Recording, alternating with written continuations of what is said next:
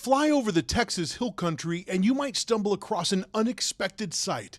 This hemp farm, where a cannabis company called Hometown Hero grows roughly 10,000 pounds of hemp a year. I typically grow around 3,000 plants a year. The farm's operations manager, Holden Highlander, says in September these plants will be harvested and turned into THC-infused gummies and oils. It'll be like a big hedge. Got it. About 9 or 10 feet tall. But by then, all this could be illegal. Texas lawmakers have voted to ban the production and sale of consumable THC products. And the company that Coast Guard veteran Lucas Gilkey started, along with another 8,000 THC stores across the state, are at risk of being shut down. This was a huge economic windfall for Texas. This industry generates $264 million of tax revenue a year. It's an industry that is thriving and creating jobs within Texas. Why would we take it away? In 2019, Texas lawmakers essentially legalized the sale of hemp products. These edibles and oils contain less of the psychoactive ingredient THC found in marijuana that gets you high. The industry is booming. One report shows that cannabis-related companies in Texas generated more than $5.5 billion in revenue last year, $2.1 billion in wages, and employ more than 53,000 people. Texas lawmakers now say the law opened the door to the sale of dangerous synthetic products. Nothing is more important than stopping a kid getting a hold of this junk. Republican Lieutenant Governor Dan Patrick has launched a tirade of criticism on the state's cannabis producers. Anybody want this bag? Catch. You want it? I don't think you want it. Patrick claims many of the cannabis products on the market exceed legal THC levels or are made with dangerous synthetic ingredients. He flashed a bag of edibles produced by Gilkey's cannabis company. What are you, crazy? You want to go home and eat a bag of this tonight? See if you're here tomorrow? You've been sparring with the Lieutenant Governor on social media. I want to make him think about what he's doing and the people that he's harming. The Lieutenant Governor is holding a press conference and just spitting out lies like he always does. He said the ingredients, we don't know what's in it. All of the ingredients, every single ingredient are right there. The Lieutenant Governor is saying that you guys are selling poison, that you're hurting kids. Our products are sent to DEA partner labs. They go through and test our products for every single thing in them. We do everything that we are required to legally. If we had done anything wrong, I would be in jail. Supporters of cannabis producers wheeled in boxes of letters and petitions signed by more than 100,000 people, urging Governor Greg Abbott to save the industry by vetoing the ban. That no one dies from cannabis use. But there are also parents who say THC products have ravaged their families. What began as harmless habit quickly spiraled into a mental health crisis. Back on the hemp farm, Lucas Gilkey says if he's forced to shut down, he'll probably move his company to a different state. I don't understand how Texas politicians can decide they're going to create something and then on a whim 6 years later decide, we don't like how this went, we're going to completely wipe it out. They know this might be the last harvest. Ed Lavendera, CNN, Austin, Texas.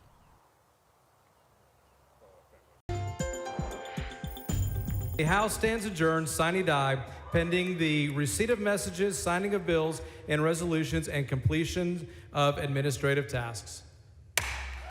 And there it is. The 89th legislative session comes to an end with the House and Senate gaveling out for good. Now, all eyes are on the governor and which bills he'll sign and which ones he won't. CBS Austin's Michael Atkinson is live at the Capitol for us tonight. Great coverage of the session for us, Michael. Not a lot of fireworks this year. Well, no, there was really only one policy that was left on the table that they were negotiating at the 11th hour. That would have raised pay for judicial officers. Otherwise, no major shakeups today as both chambers more or less quietly gabbled out sine die, ending the 89th legislative session. Now all of those major bills are in the hands of the governor. The following privilege. The 89th legislative session is coming to an end. On Monday, both chambers adjourned sine die, a constitutional provision which essentially means the chambers are adjourning for good, pending the call of a special session. We started this session as a House in a bit of uncertainty, and I believe that we ended in a much more unified and solid place. Traditionally, it's a day of celebrating the legislators and Capitol staffers. But today, lawmakers worked on an 11th hour bill to raise pay salaries for judges. Still, the close was a quiet one, a stark contrast to last session when lawmakers adjourned for good only to be called for a special session hours later. Odds are that won't happen this time. Instead, all eyes are on a bill that's in the governor's hands today, Senate Bill 3. SB 3 violates the very principles Texas prides itself on. That's the bill that would ban THC in Texas. On the last day of the legislative session, advocates sent contrasting messages to the governor. Several advocates called for a veto. Taking this away from us is a threat. This is literally our lives that are at stake. Hemp-derived consumables have helped thousands of veterans in this state, millions across the country. Others called for its enactment. This drug operation is an all-out assault on Texas families and schools. Governor Greg Abbott, away from the Capitol on Monday, held a bill signing ceremony for a separate bill in San Antonio. The controversial THC ban didn't come up.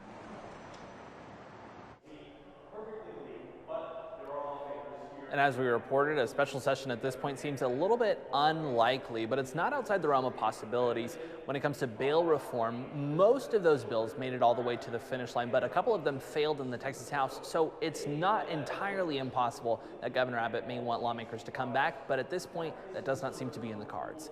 Live inside the Texas State Capitol, Michael Atkinson, CBS Austin News. I'm News 4 San Antonio's Darian Trotter with this week's Unanswered Questions. One of the big stories we're following is the pending ban on THC. 95 ayes, 44 nays. Senate Bill 3 is passed to third reading. House and Senate lawmakers approved Senate Bill 3 last week, sending a strong message. THC has got to go. The approval generating strong reactions from both supporters and opponents. What began in 2019 as a bipartisan effort to support Texas agriculture has since been hijacked by a cottage industry of unregulated THC sellers. Unfortunately, we've seen prohibition before, and it looks, unless Governor Abbott vetoes SB 3, we're headed back to prohibition again. The new measure would penalize people who knowingly possess hemp products with any amount of THC with a misdemeanor that could carry up to a year in jail, while those who manufacture or sell the products would wind up facing 10 years in prison. Now, we talked to a local attorney who says his phone has been ringing off the hook since last week's vote. Questions about what happens next to retailers, manufacturers, and consumers. They need to hang on. Let's see what happens in the next week and a half at the end of the legislative session, see if the governor does take action and veto this. But if he doesn't, they need to prepare to close down. Other concerns raised include what the measure would do to the $10 billion a year industry affecting 53,000 Texans who brought in $268 million in tax revenue. There are also questions about how it could affect veterans who may lean on the products for pain relief or for PTSD. But there is a response to that argument. These substances are not medicine. They are psychosis-inducing, overdose-prone chemicals masquerading as relief. We are not banning hemp. We are banning high. We are working to get answers on this still developing story, which includes, will sales at shops be impacted by the regulations, and will the negative impact result in closing shops? And how would the regulations impact the market for illicit sales? We will continue to work to get answers on this developing story, and others will be here every week to let you know what we find out. Tackling your unanswered questions, I'm News 4 San Antonio's Darian Trotter. So if you ban THC, it's not going to go away. The need is not going to go away. You could either gain from it, collect the tax money, or lose out on an opportunity to. You're just shooting yourself in the foot if you're a Texas lawmaker. Texas Lieutenant Governor Dan Patrick is attempting to ban all forms of THC products within the state, even products that are currently legal, which include any hemp item that contains 0.3% of THC.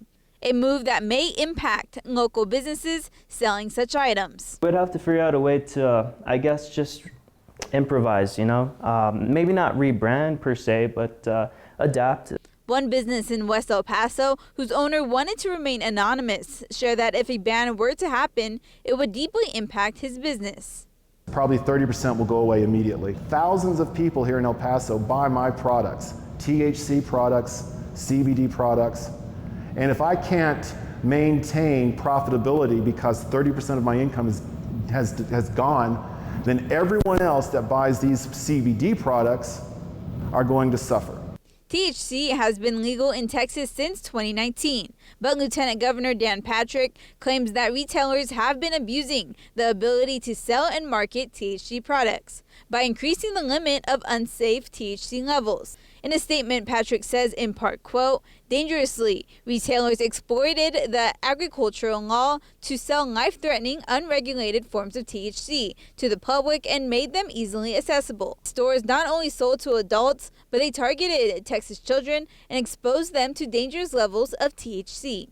However, some people believe that this potential ban would impact the Texas economy even more than the lieutenant governor's concern. Just in my opinion, whether the governor wants to capitalize off making money off it or not, by removing it, he's going to remove what a lot of people use on the daily. I really think that if they want to keep the young voters to the Republican side, they should just keep on building on it.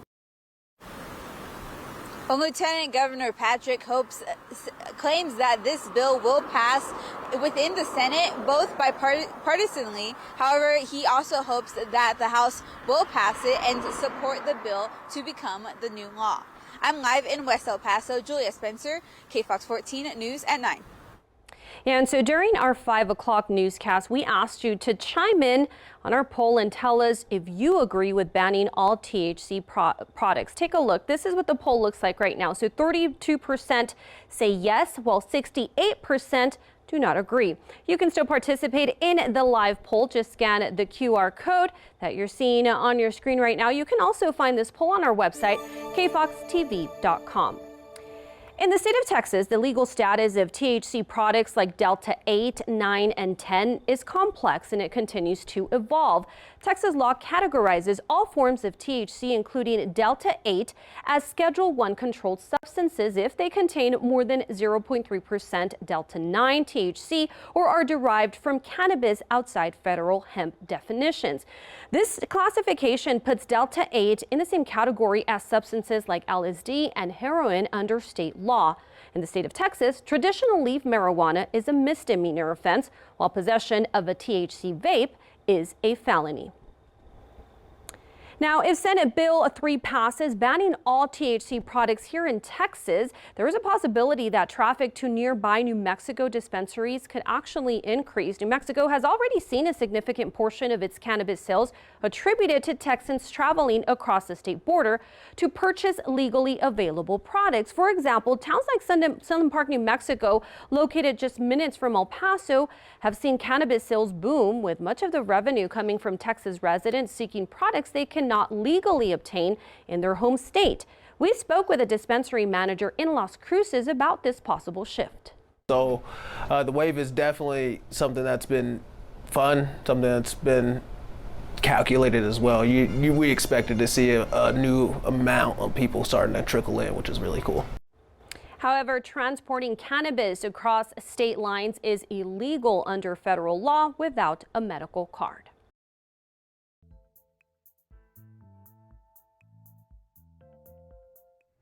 So folks, a proposed ban on all THC products in Texas could actually soon make certain products, guess what, illegal. Now, even those that are currently sold legally under the state law. Okay, so the move is actually being pushed by Lieutenant Governor Dan Patrick, who does claim that some retailers actually abuse the law to sell some unsafe and even unregulated products. Okay, but some others, they're arguing that the ban could actually hurt the economy and even impact people who use these products every day. Okay, so Julia Spencer is live now with how this potential legislation could actually affect El Paso.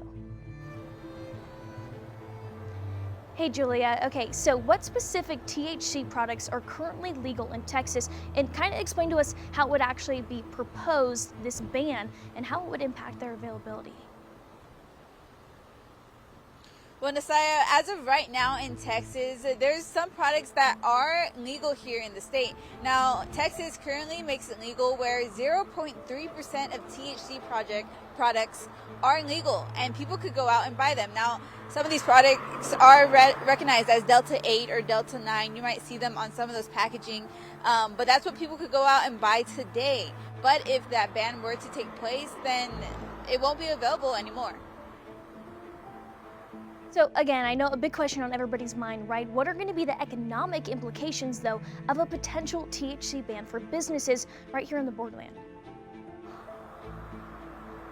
Well, economically, I spoke to some businesses out here who sell some of those products, and they say if all THC products were to be banned, it would not only hit their income, but also their business's profit as well. And there's actually some sound from one of the owners from one of those businesses I spoke to today. He wanted to remain anonymous, but what he said was just as important. Probably 30% will go away immediately. Thousands of people here in El Paso buy my products, THC products, CBD products, and if I can't maintain profitability because 30% of my income has gone, then everyone else that buys these CBD products are going to suffer. Okay, Julia, last question for you tonight. What are the potential social and even political consequences of this ban? Well, some people I spoke to locally around El Paso, they said they're concerned because they say if the lieutenant governor and as well as the state senate and state house, if they move forward with this, then it's honestly, quote unquote, a dumb look on their part because they are making bad implications towards not only local economies, but state economy, the state economy as well.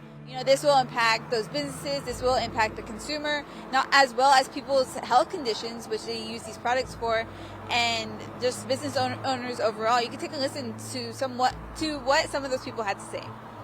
In my opinion, whether the governor wants to capitalize off making money off it or not, by removing it, he's going to remove what a lot of people use on the daily. I really think that if they want to keep the young voters to the Republican side, they should just keep on building on it.